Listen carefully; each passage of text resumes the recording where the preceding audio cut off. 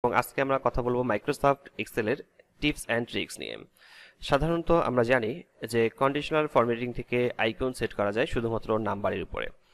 আমরা এখানে যে নাম্বারগুলো দেখতে পাচ্ছি, এখানে আমরা কন্ডিশনাল ফরম্যাটিং থেকে আইকন সেট করতে পারবো।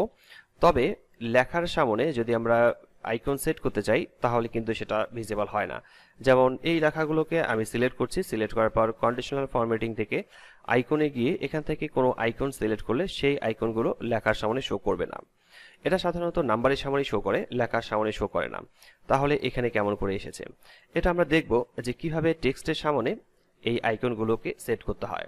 তো চলুন আমরা প্রথমে একটি শীট তৈরি করে নিই এবং এই শীট থেকে আমরা এখানে দেখতে পাচ্ছি যে গুড, ভেরি গুড এবং পোর দেখাচ্ছে।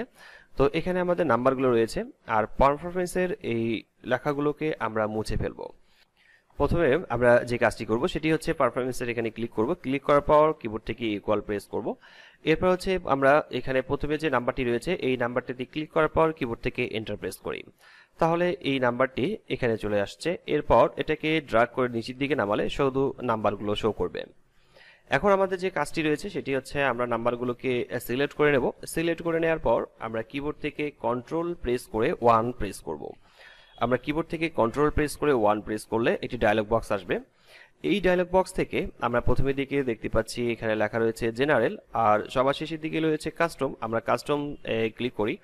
কাস্টমে ক্লিক করার পর এখানে জেনারেল লেখাটাকে আমরা মুছে ফেলবো।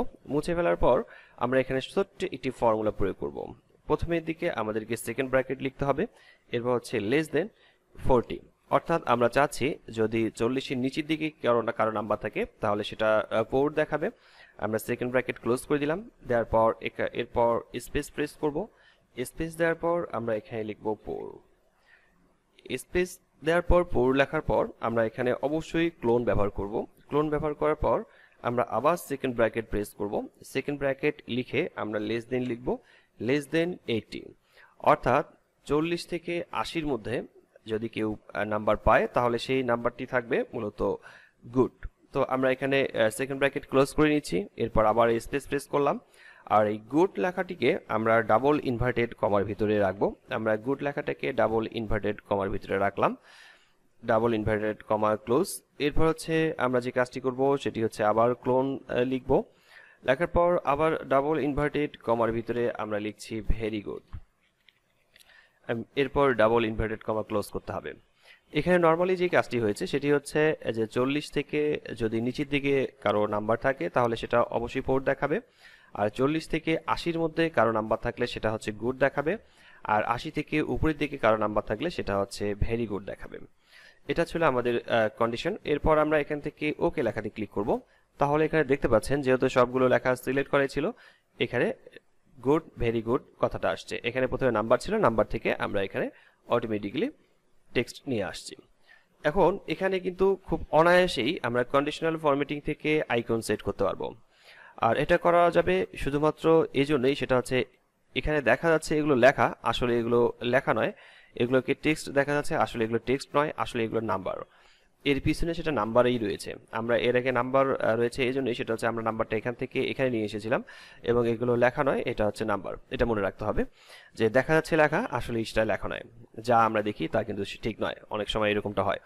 তো এখন যে কাজটি করব সেটি হচ্ছে আমরা সবগুলোকে একসাথে আবার সিলেক্ট করে নিচ্ছি। কন্ডিশনাল ফরম্যাটিং এ ক্লিক করার পর আমরা এখান থেকে আইকন সেটসে ক্লিক করব। এখান থেকে আপনাদের যেটা আইকন ভালো লাগে, যেমন আমি এই আইকনটিকে সিলেক্ট করেছিলাম, এই আইকনটিকে ক্লিক করে নিচ্ছি। তাহলে প্রত্যেকটা লেখার সামনে এই আইকনগুলো চলে আসবে। এরপর যদি আমরা কোথাও কোনো পরিবর্তন নিয়ে আসি, যেমন এখানে 65 আছে, আর 65-এর পরিবর্তে যদি আমরা 85 করে দিই, তারপরে এন্টার প্রেস করি, তাহলে গুড এর পরিবর্তে সেটা ভেরি গুড হয়ে গেল। আবার নিচের যে নাম্বারটা রয়েছে এই নাম্বারটিকে যদি আমরা 35 করে দিই তাহলে দেখতে পাচ্ছেন যে এখানে পোর হয়ে গেছে।